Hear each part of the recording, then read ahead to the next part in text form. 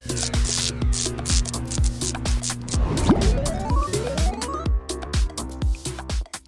party Guy was lame to me. Fieri. Fieri. This is the fun. Yeah. So they're trying to track him down. Mora's at the party. I just want to say, you are never allowed to pick the freaking theme for anything again. Okay. Albuquerque, fire truck. We're just yelling out words now? What's going on here?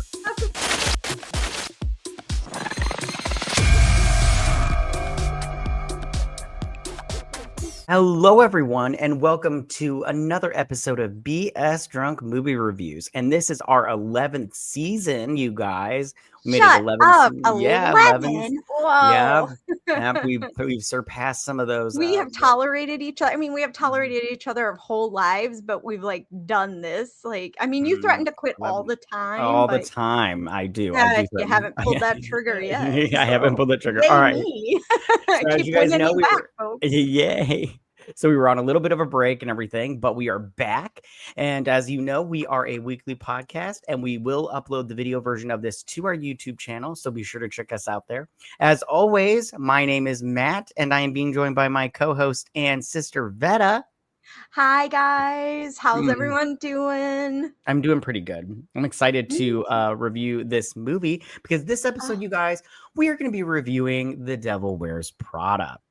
Now, Vetta, this month is Emily Blunt month. Yeah, because we are starting a little bit of a thing here. We are going to, for 1 month, we are going to pick an actress or actor, and we do movies with only them in it. Well, not only them, but you know, they're in the movie. So if they're in the movie, I'm not gonna lie. If an actor and actress had 4 movies where they were the only person in it, I would be super impressed. Right. I wonder what they would be about. Okay.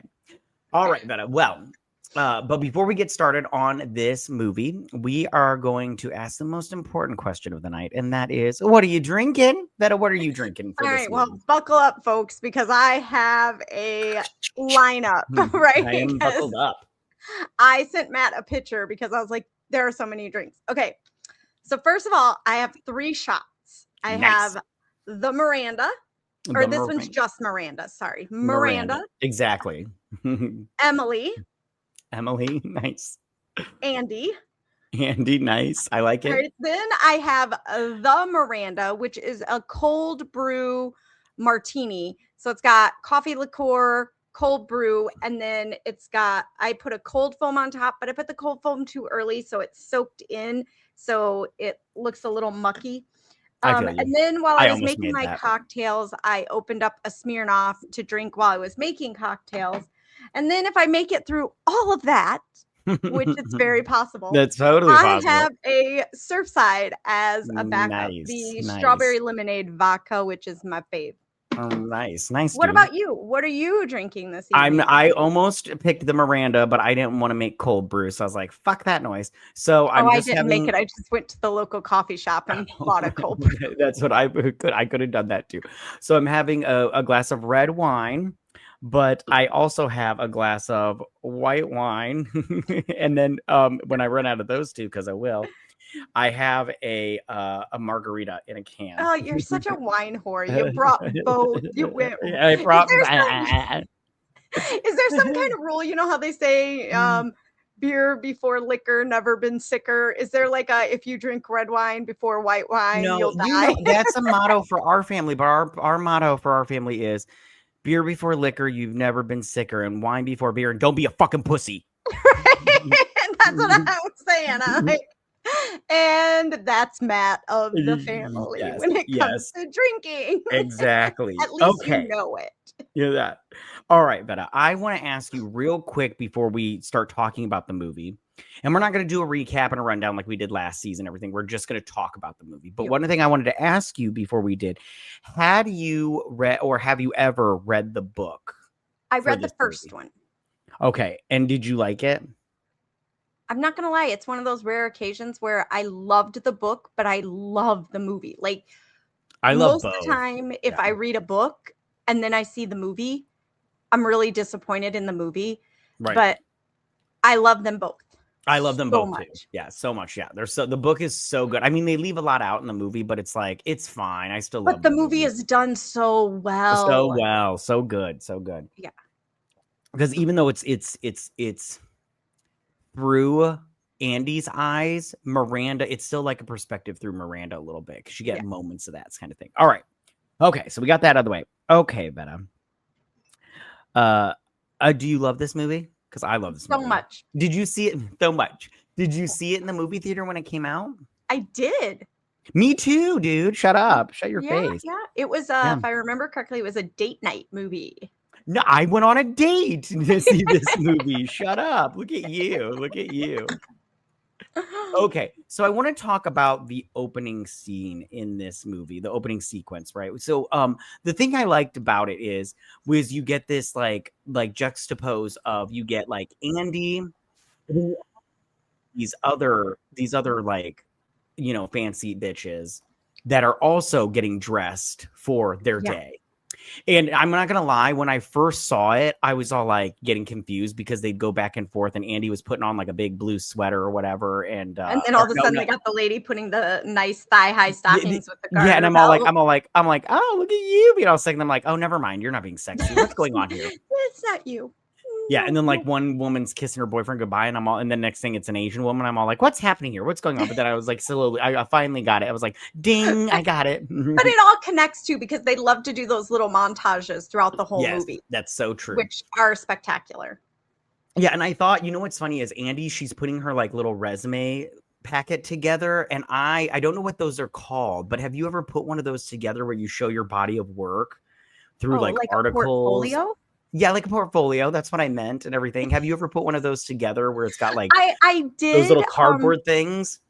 I did because my original bachelor in science, it was family and consumer sciences. There was clothing in it. Mm-hmm. And so I went on an interview for a merchandising job.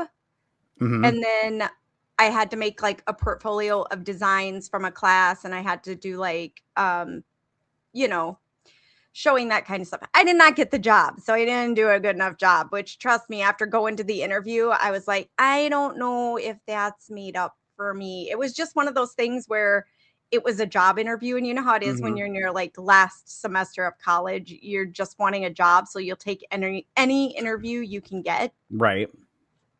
And I really wanted to teach. Oh, I should have taken the merchandising job. It was way better pay, but I didn't get it. So yeah.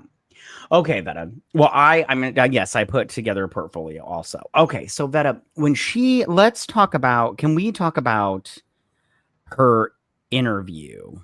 Because she's boning up for this opening montage, which I just want to say right now, onion bagels are delicious. I don't know what's his face was talking about. But I do agree with Nigel. She should have probably chewed a piece of gum or something. Probably. That's always the best thing. Going into an interview and you had garlic or onion. No, that part isn't mine. Mine is when Emily walks up to the front desk and it's like, HR must be joking. They've got that's what she said. HR's got a sense of humor. And then she still brings her into the office and talks to her. I'm like, why don't you just send her away? What are you doing, Emily, if you didn't like her that much and everything? Because there'd be no movie. And I'm pretty sure they can't do that. They have to, if someone gets an interview, they actually have to interview them. They can't just look at them and go, no. Do they though? Okay. I think models are used to that, but normal people, I don't think you can do that. Yes. Okay, so I love this interview sequence because I loved, and I'll talk about it when we get. I want to talk about the Miranda part and the stuff, but I want to talk about the stuff that before Miranda interviews her. But the interview part, I liked that. Emily was all like, you know, Runway is a fashion magazine, and an interest in fashion is crucial. Andy goes, I'd love to be considered for it. Yeah, right. yeah, and everything. I like that too. And then when Miranda interviews her, she's just like, "Who are you?" and everything. And I'm all like, and then she's like, and I love how she's like. That's where I go. She's terrible because the number one rule for an interview is when you go in, research the company you're going in. True. To the interview for, and she knew nothing about Runway. That's true. And now I have to defend Andy a little bit here, because in a deleted scene, she actually goes to the woman in HR, and the woman sends her to that building, but she goes to a different building. So she's trying to rush to get there real quick. So, and it sounded like she didn't know what it was. It was either that or Auto Universe. So she picked the fashion magazine. Okay, I also want to just say right now, the assistant job, I'm sorry, the assistant job sounds great to me. It also it looks good too. I would love to be, I think being an assistant would be super fun. Yeah, and they like Andy and Emily were acting like it was like so freaking hard to, do, but the stuff that Miranda, and I wrote down this at the top of my notes. I wrote this down. I was like, I thought Miranda was nice. I'm not gonna lie. I thought she was nice. I've had way worse bosses. Yeah. Like she gave you a little bit of attitude, but I was like, she's straightforward, and she may be like, "Where's that piece of paper I had the other day?" And you're all like, "All right, what piece of paper was it?" And then you just have to use your freaking. But that's your job. Like Emily knows. Like Emily knew right away, like how to do things right away. Like that's your job. You have to know that. And let's be honest. If you, at least in the 90s, and you've worked fast food too, in high school, I worked fast food, and there is nothing worse than in the 90s. It's probably changed by now. I haven't worked in fast food in 30 years, so it's probably changed. But the worst were managers of fast food restaurants, because they thought they had a little bit of power, and they were just royal dicks. Yeah, for sure. I hear you there, dude.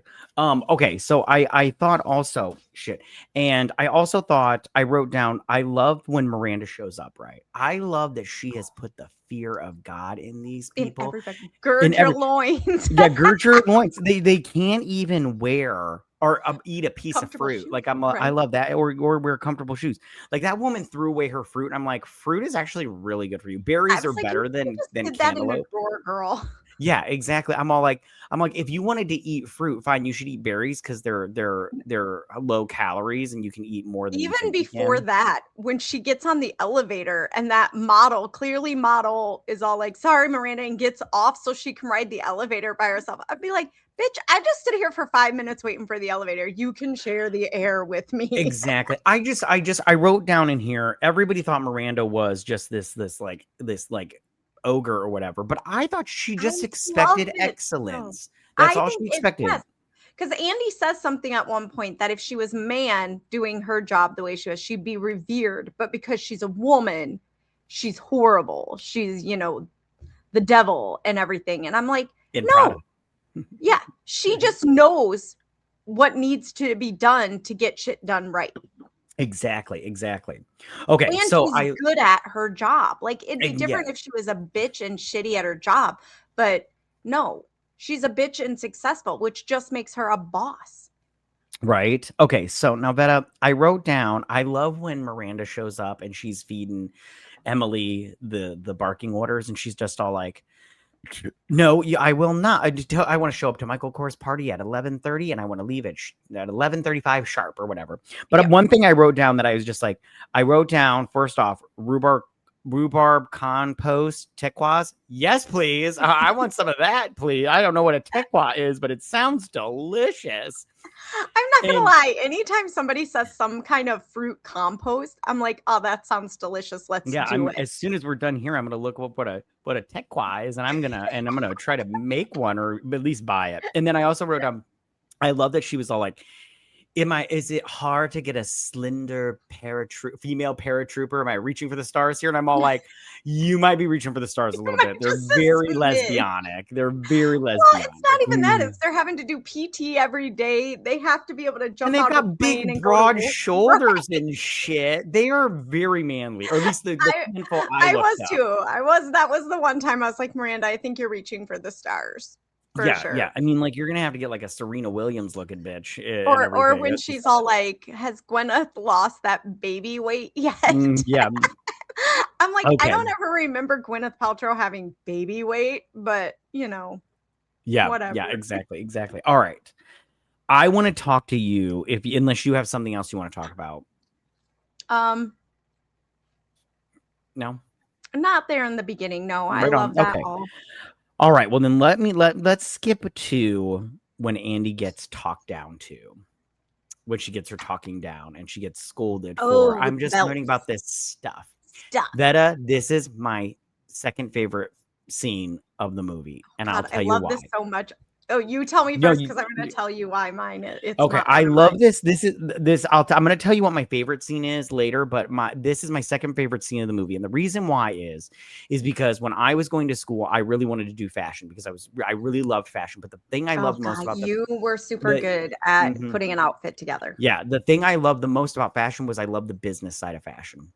And when she lectures her and she's all like, and she's talking about like, so-and-so put Cerulean in their thing, and then Cerulean jackets, and then there was army jackets or whatever. And she's like, and it would fish down all the, and then she said the thing at the end, she goes, that's millions of dollars and thousands of jobs, with all this stuff. And I was like, that is so great, because what Andy doesn't realize is, and a lot of people don't realize is, you pay $10,000 for a Fendi, clutch. All right. So it's $10,000. You're thinking, oh my God, who would spend that much on a purse? But you're not just buying the purse. You're paying the seamstresses. You're paying the leather makers. You're paying for materials. You're paying for office. Well, and you're paying for high-end material, normally high-end materials. Yeah, but what people also know is, and Miranda explains it greatly, is that when you see something at Fashion Week, whether it's in New York and in Paris or it's in a fashion magazine, that is going to trickle down into your local,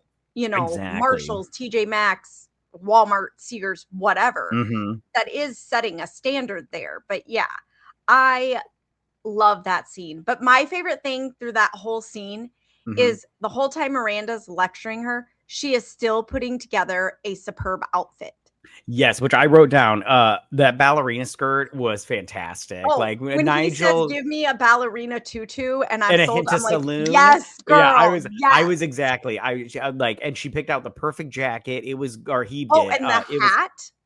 That was great. That outfit was great. I was all like, see, this that was really great. I did write down ballerina skirt and everything. I did like how they were like, she pushed the run through up, and she's like, how come nobody's ready? And I'm like, yeah, how come you motherfuckers aren't ready for Miranda? I would go, these people. Throughout this whole movie, Miranda does shit like this, moves things up a day, comes early, whatever. How come none of these bitches, I'm sorry, I would learn that, and I would make sure I was ready a day before. We're ready today. Everything's set on the racks. All I got to do is when they say go, roll them in. Exactly. That I mean, you were on the same boat. Like, I'd be like, you've worked with this woman how long? How come none of you designers, people are ready? And Andy's the only one that eventually figures that out, because we see it when she gets promoted to bringing the book to her house, which she royally screws up.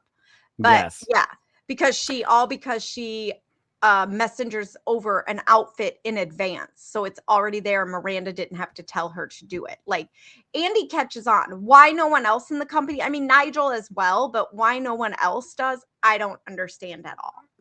Right on. Yeah. Okay. So there was one thing I wanted to talk, if you're cool with it, we could move over to the friend group / the boyfriend. Oh, because I have that was going to be my next. Are you going to go with when they're at dinner?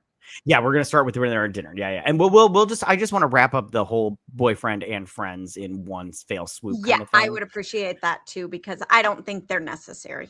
Yeah, they are. And you know what gets me about okay, so first off, Vetta, let's just have a toast to jobs that pay the rent. You wouldn't know about that these days, Richie Rich. I'll do the Andy shot. The Andy shot. Yeah, tell me how it looks. All your shots look delicious. Tell me how good it is. All right, here we go. And drink.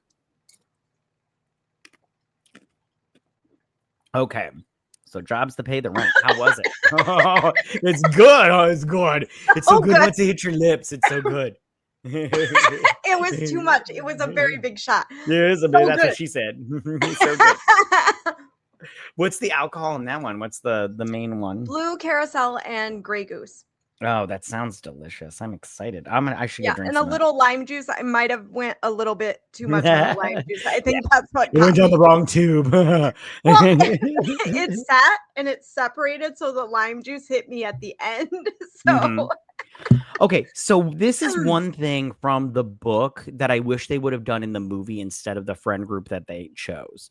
Okay, so first off, I wrote down in big letters, her boyfriend is very fucking needy. Like, he is such a needy bitch. Like, I get it that you don't want your girlfriend, but in the book, her, and I hate to compare, but like in the book, her boyfriend's a teacher, right? And he teaches at like, you know, low, like poor schools, which would actually be better in the movie, because I do have a problem with him being a chef, because in my opinion, he wouldn't be getting off of work. If he's really working in a restaurant in New York City, don't they usually leave work at like 2 a.m. because they've got to clean up the kitchen and do everything, prep for the next day, like all of that stuff. And I'm like, wait, they're leaving work about the same time. And we know she leaves work late because she works with Miranda. So she's not leaving till late. But I'm like, I don't know. I think I would have liked it better if it would have been a teacher in a low income school, but you know, whatever. Yeah, it's that, and I wish they would have brought over the friend from the book, because the friend in the book has a drinking problem and she's a huge whore. And I'm just all like, that would have been great. Like, I mean, it would have taken a lot away from the main story that we got from the movie, so maybe it would have been better. But I just felt it's hard to compete with a Samantha. Yeah, exactly. Like the girl, the two friends in their group were fine, but it's like it wasn't the same, and they didn't bring as the right, in my opinion, the best kind of drama compared to the other friend. And they were not good friends. They weren't good friends. I think I wrote that down somewhere. Yeah, I wrote down they're jerks. I wrote down that they are jerks. That she got with her job, but they didn't want to be supportive that she was trying to do her job. Exactly, and that's what I'm all like. You know, they like, she just needed to do it for a year, and she only did it for what, 6 months and everything. And I'm all like, you guys couldn't even, like, you weren't her friend if you couldn't last 6 months with her doing this job. Like, come on. Right. Yeah, but I was disappointed in all of them. And then the whole, since we're talking about the friends, the whole gallery scene, like her friend, I was like, you've never seen somebody kiss somebody on the cheek? Right. Yeah, she's all like, Nate. Yeah, and I was like, that was way blown out of proportion. And I was like, look, girl, do you want to sleep with Nate? What is happening? You're getting all bent out of shape. Yeah, over a kiss on the cheek. Yeah, you're gonna tell Nate. And tell Nate what? I'm going to Paris. I thought Paris was Emily's things. Okay, fine. Give me attitude too. And I'm like, he didn't really give you attitude, bitch. He just said, I thought Emily's thing was Paris. Yeah, that's Emily's thing. All you had to do was say Emily got hit by a car. Yeah, Emily. People are gonna understand if you say, well, Emily got hit by a car. Yeah, exactly. Yeah. She's in the hospital. That's what she should have ended the conversation, because you know how bitches are. They'll yell at you for something, or they'll get into it, and then at the end they'll be like, yeah, well, my mother died today. And you're like, well, you should have led with that, bitch. Should have fucking led with that. So that's she should. Okay. 100%, all right. 100%. Now, okay. Now I want to talk about her screwing up the flight from Florida to New York. She didn't screw it up. She fucked up. She fucked up. Vetta, she should have gotten Miranda a car ride to another fucking airport. That is true. She should have got her a car out of the hurricane zone. Exactly. And could have driven her to a train station and put her on a train somewhere. Not the whole way to New York. That would have taken like a couple of days or whatever. But gotten her out of Miami and to somewhere where she could have gotten onto a plane. Out of the hurricane zone where the winds were affecting. Like maybe just over the border of Florida. and then she. Yeah, exactly. And then she went and seen Chicago. She could have at least went and seen a decent fucking musical. Chicago's dumb. Did she see it though? Because I feel like she was standing outside with it. And I love how she like thinks her dad is no longer going to go to Chicago with her, that she shuts the door on him. Yeah, that's funny because she's all wrapped up in her work and everything. But no, she went and see that bitch went and seen Chicago. And I'm all like, oh, you deserved it. You had it coming and everything. So, There wasn't Les Mis somewhere that you could have went and seen. That would have been way better. I or mean, Rent. Come on. I'm just saying. I just personally don't like Chicago. I'm not a huge fan. That's like going and seeing Cats. Like it's good to see once, but you never see it after once, and you can even watch it on DVD or whatever. And you don't want to do that though. That movie is terrible. No, that's the only one I've seen, and I'm fine. I don't need to see it in live action. I'm fine. Okay. So, all right. So then she screws that up, right? I don't, so I like how she's all like, the twins played Rachmaninoff. I'm like, no, they fucking didn't. I met your twins for a hot second. They didn't seem all that special. And then she's like, everybody saw and it, Andy, but their science projects. So they're They're not the brightest bulbs in the box there, Miranda. Exactly. And I love how she's like, you gave me that talk about your work ethic. I'm like, did she though? Because I think she got like 4 words out, and then Chance hire the fat girl. Yeah. Size, what, an 4. 8 at that time, because she comes out. No, she's a size 6. I'm a size 6. Oh yeah, just size 6. Yeah. She becomes a size 4 later. Yeah. I'm like, a size 6 is fat? Like what? Yes, it is very fat. It's gross. I don't like body positivity bullshit. Okay. So, all right. But then, okay. So then she's like, that's all and everything. And then she leaves, right? And she goes pouts to Nigel. She's like, Nigel, she doesn't like me. And she's mean to me. Like one of my favorite things in the world. And I love Nigel's talk down when he's all like, where others dream to work, you deign to work. And I'm like, yes, Nigel, you put her in her place. She's a bad assistant. She's not doing the job. That's an amazing line for like any job, because a job you have and you hate, that could be someone's dream job, or it could be their dream job because of the money it makes or the benefits. You don't know. But I love that line so much. Mm-hmm. And okay, so then they go to the closet. Which is Mecca for some people. And I love how he hands her that poncho. She's like, a poncho? I'm like, bitch, that poncho is fucking amazing. Get the fuck out of here. That is one of the few ponchos I would wear with pride. Yeah, that poncho, as soon as he pulled it out, I was like, that's fantastic. That poncho, I don't know who designed that poncho. I'm going to look it up as we talk, but I'm like, whoever designed that poncho is fucking fabulous, because that poncho was fantastic. And I feel that way. Like, she gives him so much attitude, and I'm like, girl, these are free clothes that cost probably hundreds of thousands of dollars. Stop. Yeah, exactly. And I love how he's just naming, Nancy Gonzalez, and he's like Jimmy Choos and everything. It's Helen Yormark and everything. Oh, nice. Yeah. Okay. Good for you. Okay. It's a mink poncho though.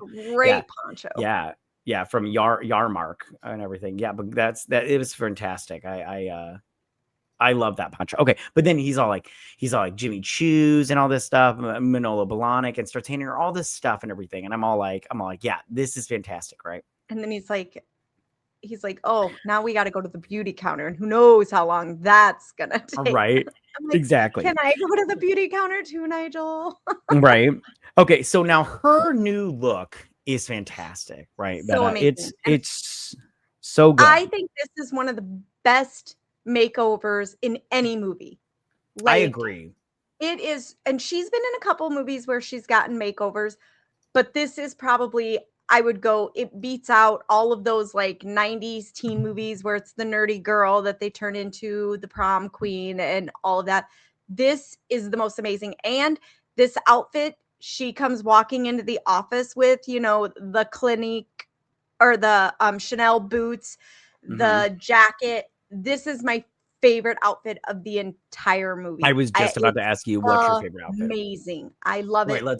So much. Yeah, I have to tell you right now, I love this outfit too. It's not my favorite, and I'll tell you what my favorite is in just a second. It is my favorite. But I did really like this outfit a lot. Let me pull it up so we can look at it. To those who are at home, shit.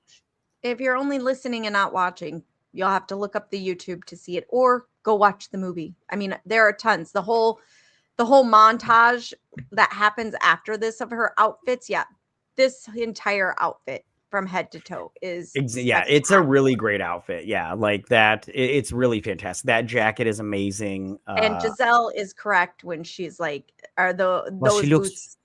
Oh, those the Chanel boots. Yeah, I love how she gives her little attitude, like the Chanel boots, bitch. Yeah, they're the Chanel boots, and they're like, "You look good," and she's like, "What?" She does. I'm like, "Yeah, she does." Yeah. All right, so I want to show you my favorite look in this entire movie, and that is this middle one right here, right Oh here. yeah, This one that's a right here nice is. classic. Yeah. I just like it because first off, I love the gloves. I love the jacket that she has on there. I just love how I love the little frilly things at the neck and at the Yep. wrist. I think it's just really nice and like you said, classic. And then I love how her hair is put up in a bun and everything. It just looks really, really great. Okay. All right, now let's get back to this movie. Now that we've talked a bunch of fashiony stuff. Okay, so I love that. Okay, so she moves up the one designer, his little look or whatnot. James Holt. Thank you, James Holt. Thank you, Vetta. Moves up his thing for his collection, right? His showing. And yeah, his showing, because she's looking at the dresses and stuff, and he's like, we need to talk about this shit today. Like, we need to get this shit figured out. Right. She's not making any smiles, and apparently, if you get a smile or a smile, that's amazing. But if she purses her lips, it's Tom Ford. Done. Did you think? Yeah, Tom Ford, and what did he say? 92 or something? Oh, yeah, was it? I was just gonna say 2003. I don't remember. Yeah, but perfect. It's fine. Did you think the dress? I mean, I do think the dress that he designed for Miranda, probably not the best dress for Miranda, but it was a great dress, I thought. I thought it was foul. I was like, nobody wants a big fucking bow on their fucking uterus and everything. That's fucking crazy. That shit was foul. I was all like, think some teenage girl would wear that to prom? Maybe for her quinceanera and shit, but not for fucking. That's what I'm saying. It was fabulous. Maybe, in that point of view that it's like a young girl. It's not a Miranda dress. It's not. I don't think it's an anybody dress. It would look bad. I didn't like it. I didn't like it the first time I saw it. I don't like it now. I was like, yeah, no wonder she pulled that shit up and gave it the scowl. She like pursed her lips. I was like, pursed her lips, which was catastrophe. He's going to change his entire collection now because she pursed her lips, and he's all, Nigel's all, you don't get it. Her opinion is the only one that matters. Exactly. Yeah, exactly. And then I love how after that she's like, and please get me my and Andy has all the stuff ready to go and everything. And I'm all like, good, that's how you should be, right? And then she's like, and Andy, I would like you to deliver the book to my house tonight. And I'm like, uh-oh. So let's talk about delivering the book here. Would you have passed the delivering the book? Because Emily says, here's the key, guard it with your life. Now, Andy, follow my directions exactly. Go in the door, put the dry cleaning in the closet across from the stairs, and put the book on the table with the flowers. Now, when Andy gets there, there are two sets of stairs, one leading up, one leading down, and each one has a closet. And there's a table with flowers in between the two closets. And then she can see another one in the next room with flowers on them. Now, we know what Andy does, and we'll talk about that. What would you have done? I would have put them on the stair, the closet with the stairs going up, because it was the closest closet to the fucking door. And I would put that book on the flowers next to the fucking closet where I put the clothes. Why did Andy have such a hard time with that? And the twins help her out. Yeah, well, Andy's one of those girls. She puts too much thought into shit, and it fucks everything up. Yeah, she too much. And Emily didn't know it at the time that she was an overthinker, or Emily would have said the first closet and the first table, the first closet across from the stairs going up, and the first table you see with flowers. Set the fucking book down, turn your ass around, and get out the door. The 2-second. This is literally a 30-second job. She could have been in and out in 30 seconds. And no one would have been the wife. Back in that car, ready to go. Right. But then she listens to the twins, and I'm trying to tell you right now. Which, can we just say two things here? First of all, you're a twin. Let's just be honest. All twins are a little bit devious. I don't care who you are. But sure, yeah. Especially identical twins. I'm the devil. Well, those twins are the devil because they're redheads. Ain't that the truth? They have no souls. That's true. Redheads. So the fact that she trusted anything they said, not good. Not good. Yeah, no, I agree. But I wouldn't have listened to them. They would be like, you can bring them. I was like, no. I'm like, I'm not listening to you two fuckers. I wouldn't even listen to them. Nowhere in hell did Emily say there were stairs going up the stairs. And when they say Emily does it all the time, I would have been like, yeah, no. Emily would have told me if I'm supposed to do that. Maybe that's a later on when Miranda trusts me, but I just got the keys. Do you think the next day Miranda's like, you can do anything situation is, you know, how she handles it all with Andy? Yeah, well, she was like, I'm going to fire you. Yeah, of course. She's all like, oh, you want to interrupt my conversation? Bitch, you want to interrupt my conversation? She's like, that wasn't a conversation. That was an argument. That was an argument. Yeah. She's all like, okay, bitch, I got you. And where's my breakfast? Where are my eggs? And then I love how she sends her for a steak and then she wastes that steak. That steak looked fucking delicious. I was so mad at Andy. Oh. I get why Miranda did it, but I also bet Miranda didn't think Andy was going to just throw it in the sink, break the plate and everything. She probably is like, oh, whatever. Something will happen to it. Beautiful. That steak looks so delicious. I would have ate that shit. I would have picked it out of the sink and just ate it with my hands. That's how I would have been like, why wouldn't Andy have boxed it back up and taken it home? She's poor. Yeah, exactly. Okay, so then she's trying to hunt down the Harry Potter book. Now, when this movie came out, it was a year out before the last Harry Potter book, right? And me, as a huge Potterhead, when she was all like looking for that book, I was all like, oh my God, this would be, if she finds this, I would cream myself if I was Were you like, personally. Holy shit, is this real? Could somebody have done that? I was hoping that they would put the title of the last book in the movie as like a big announcement type thing, but it just said book 7. I was like, fuck you guys. No, that would have been spectacular. Especially, I thought it was at least going to show the cover art because Christian Thompson makes a huge deal about his friend does the cover art for the book. And I was like, oh, are we going to get to see, because anyone who's read the Harry Potters knows the cover art is beautiful and spectacular and a big deal. So I thought maybe that would be it, but they didn't do that. No surprises. Exactly. Well, her name is Mary Grand Prix and everything. So if she would have shown up and like, yeah, here's my new project or some bullshit like that, that would have been fun. But they didn't do that. But she ended up getting the book, which I was like, I did like seeing all the little hoops that she had to go through to get all this shit done and everything. That was, oh my God, am I fired? Yeah. Fired. And Emily going, I am normally, don't stress out for other people. Right. Okay. But you've got to calm down. Yeah, you've got, and then she was like post-itting shit. And I was like, what are you posting? I'm post-itting over there. What are you doing? Okay. So then we get my favorite scene in this entire movie, Vetta. And it's the scene where they're discussing the latest issue of Runway. Okay. And they're talking about the one guy's all like, they're like, we thought we would shoot gardens. Florals. She's like, yeah, florals for spring. How original and everything. I was like, oh, okay. It's groundbreaking. In an industrial setting, the contrast of the femininity plus the masculine. She's like, no, she just shuts it down real quick. Right. And he's like, Testino is doing a bunch of new suits, so I figured he could photograph them in the Noguchi Garden. She's like, I'm glad somebody came to work today. I was like, look at you, Nigel. Brownie points for you. Gold star. And doesn't someone say something like Selma wants to move her shoot to the fall to coincide with a movie? And she's like, no. The reason I love this scene the most is because Andy's not in it. Andy's not in this scene, and it talks about, and it's a scene with, the going ons, the behind the scenes. Yeah, take that shot. I'm gonna do it's the Emily. Because Emily comes in with her sniffles, and I love the whole thing of her being sick is amazing. Yeah, being an incubus of viral plague. I love that. That's one of my favorite lines in the movie. And she's doing it all so she can lose. That was pretty, fruity. It was pretty. It was fruity. It was very fruity. A little too sweet for my taste. I can relate. So anyways, a little too sweet for my taste, but I'd have another. I wouldn't say no. Right on. That's what she said.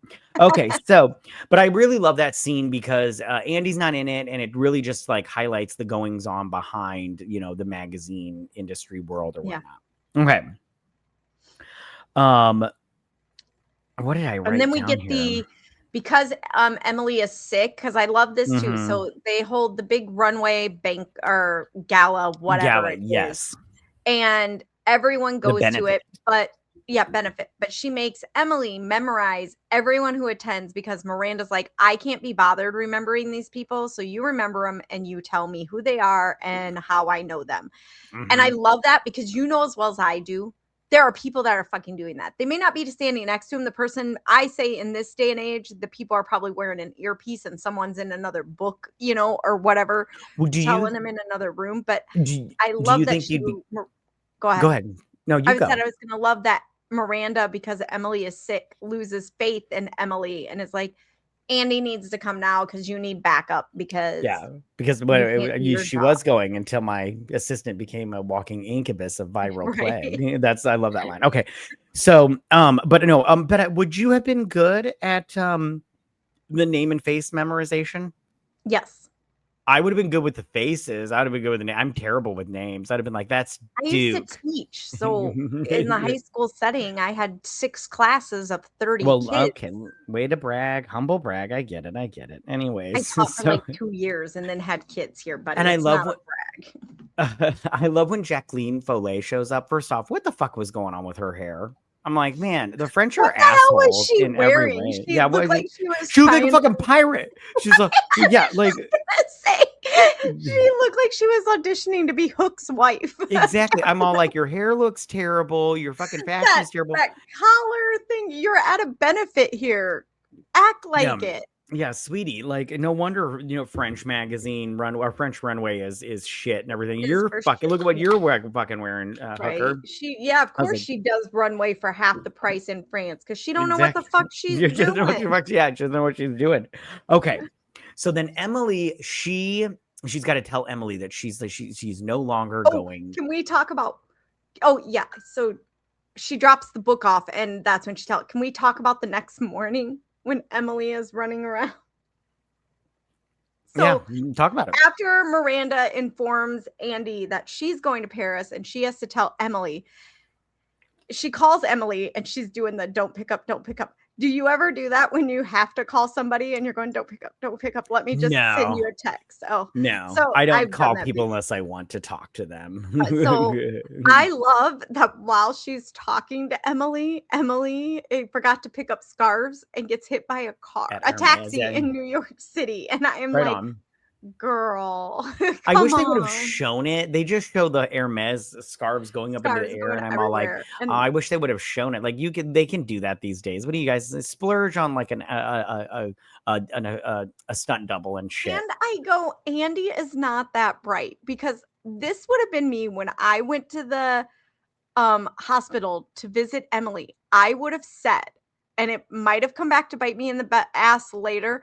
But I would have said, Miranda says you can't go to Paris anymore because you're in a cast. I have to go with her. Yeah, I wrote something down, but I can't read it about Emily. There is no way I would have been like, oh, you just don't get to go anymore because I'm better at the job. Yeah, but yeah, I just want to be like, Emily's like mad at her, and I'm like, get the fuck out. You would do the same to her. And plus, Emily, you can't go to Paris now, so you gotta fucking stay home. Boo fucking who. And this is her job, and you gotta go. So Emily, stop being a fucking whiny asshole. But I'll tell you right now, she ate those carbs real fucking quick. She grabbed that fucking roll and that fucking pudding. The minute she knew she wasn't going to Paris, she's like, fuck this cheese. Oh yeah. Cheese diet. Yeah, exactly.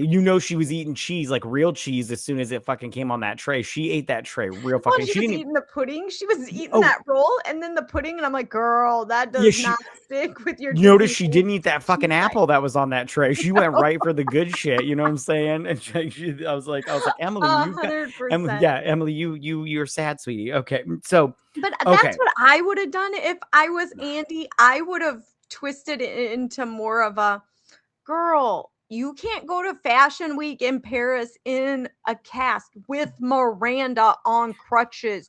Right. She is not having that. And instead, she is way too honest.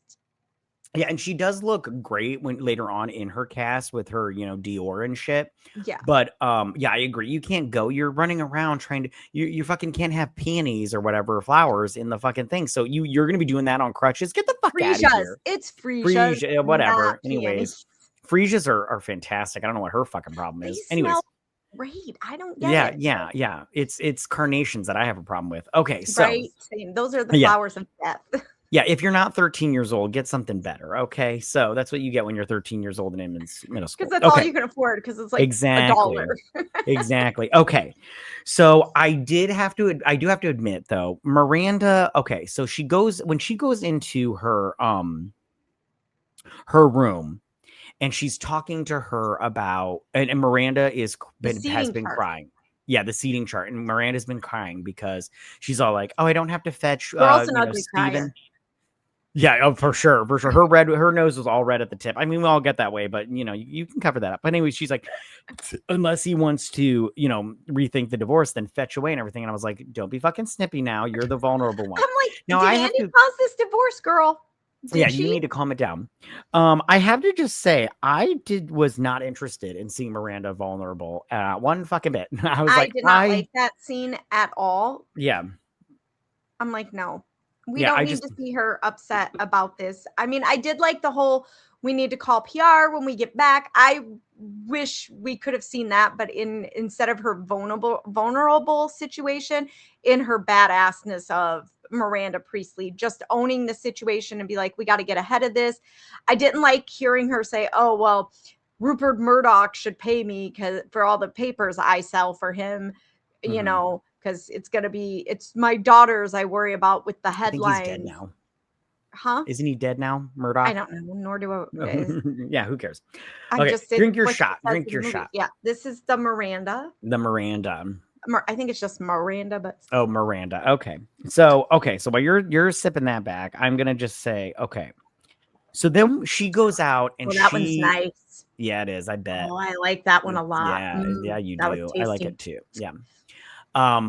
So she meets up with the writer, whatever his name is, Christian Thompson.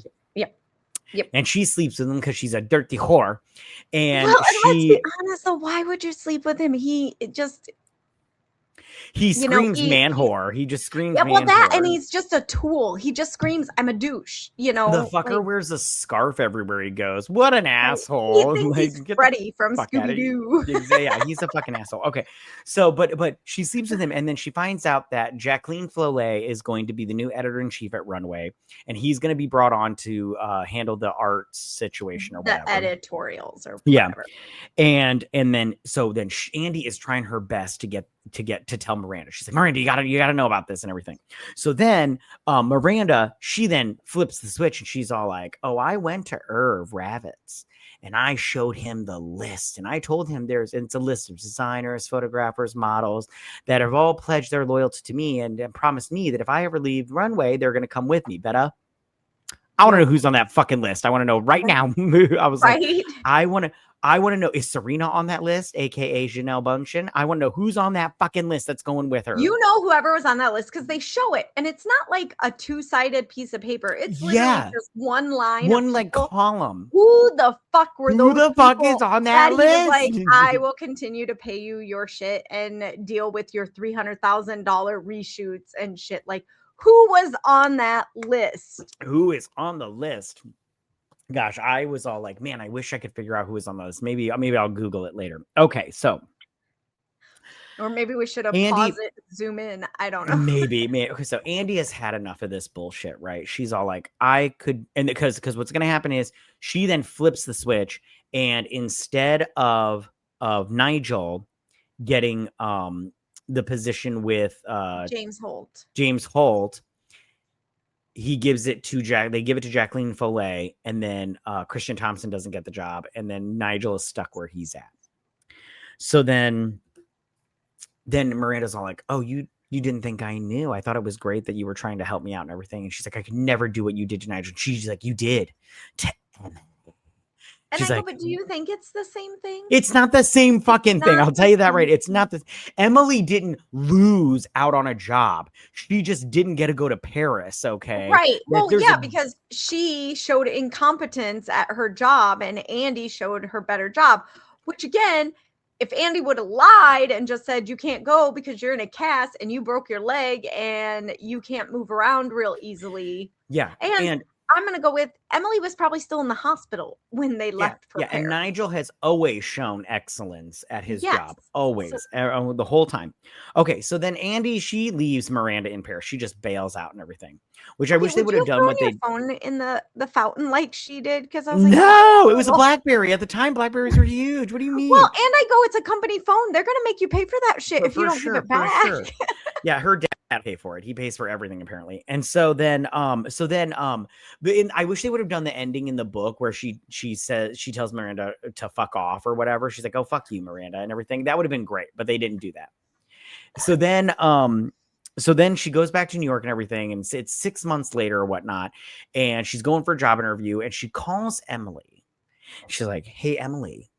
It can't be 6 months later because Emily's still on crutches. Or whatever. You know what I mean, fucker. So, see, I'm done with this podcast after this episode.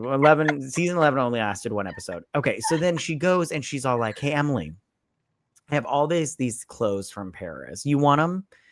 And Emily is just like, "Well, it's a huge inconvenience." She gets like choked up, which I love. Because it's not choked up that Andy's giving them to her. She's choked up because she's getting all of those beautiful clothes. Exactly.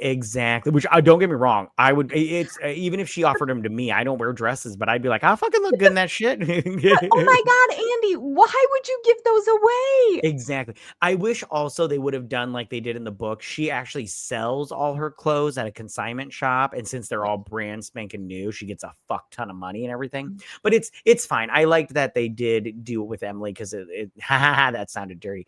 But they kind of just showed like, hey, she's trying to, a peace offering, if you will, to Emily. She's mending that bridge. That exactly. Okay. And I did like how Miranda saw her across the way, and she just looked at her like, "Who the fuck is that?" And then just got in her car and everything. But then she gave love that Miranda gives her a reference of her reference to the newspaper she's trying to get that Andy's trying to get it out of it. She's like, "Yes, I received an email or a fax from Miranda Priestly herself that said you were the worst employee she ever had, but I'd be the stupidest person on the planet if I didn't hire you." And he's like, "That's a pretty good compliment coming from Miranda." And I'm like, "Is it? I feel like that's a backhanded compliment." This stupid, you better hire this stupid bitch. I feel like it was a backhanded compliment to Andy, and then it was a real shitty ass thing to this guy that she's like, "You're a fucking moron, so you probably need her more than I do." So right on. Yeah, no, that's you're so right. Okay. And I hate the lunch with the boyfriend. What the fuck was his name? Aiden? Drinks. No, not Aiden. No, that's the actor's name. Nate. I hate the lunch with Nate because he's moving to Boston. Yeah, it's over. Yeah, but they're trying to make it seem like there's going to be some reconciliation, and I was like, why? Yeah, why? He couldn't. I said before, he's a needy bitch, and you don't need that in your life. I'm sorry, I don't like needy people. I don't like. My spouse, I don't need to be around my wife 24/7. I mean, I like having her here, but she doesn't need to be with me. Right. She doesn't have to have her nose up your ass all the time. Exactly. And if she's and if I'm alone for a little while, I'll be fine. I mean, I'm not like going to be like, "Oh, you work too much." Ooh. I'm just going to be like, "Okay, whatever." People that do that, because I'm like, you do know that work is how you get money. Exactly. And I do things together. Yeah, like go to the Herzog or wherever the fuck you go and everything. You travel the world, you fucking dickhole. Or like when people, I need to find a sugar daddy to give me money. I'm gonna do it better. The other thing that Nate reminds me, I get offers all the time. I just want you to know that, you fucking asshole. I get offers all the time from sugar daddies. Do you? No, you don't. But you already have one, so fuck you. Your butthole couldn't take it. My butthole can take anything for money. Oh, now you're really gonna get off.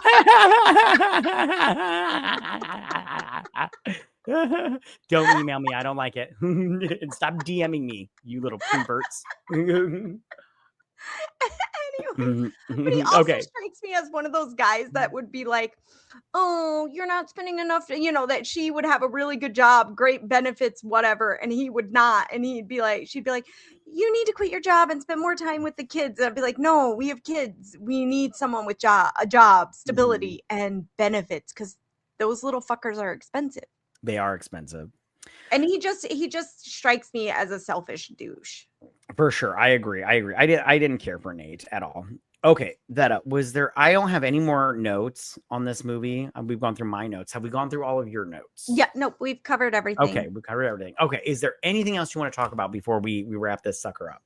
I love this movie so much. I agree. I was just about to ask you, Vetta. Okay, first off, what would you say about this movie in one sentence or two, and would you recommend? 100% would recommend this every day of the week and twice on Sundays. I don't know why Sundays is twice, but it just is. Absolutely love it. It's so amazing, and the clothes and everything in it are just spectacular. I just love this movie. This is legit. If you don't like this movie, we can't be friends. I agree. We can't be friends. Even if you're not into fashion, I think that this movie still is a good movie. I think that it brings, tension, and it brings heart. And I think it really just shows you how to have a good work ethic. Like, you got to work hard in anything you do. And if you don't, then you get the boot. You know what I'm saying? And the characters in this movie are just strong. Every character is a strong character. They're spectacular. The ensemble of actors is spot on, perfect. I love it. I agree. Okay, well then we're just gonna wrap it up there, you guys. Thank you so much, you guys, for listening to us. Make sure to follow us on Twitter at BSDrunkPod to stay updated. And also, you guys, if you listen to us on Apple Podcast or Spotify, please leave us a 5-star review, you guys. We would really appreciate it. We will also be posting the video version of this to our YouTube channel, so be sure to check us out there. That's at YouTube at BS Drunk Movie Reviews. Like, subscribe, all that. Leave us a comment, you guys. We love all that nonsense. Drop a recommendation. Drop a recommendation. We are all ears, you guys. We are listening and everything. But most importantly, you guys, please don't forget to drink, recap, review, and repeat. That's all.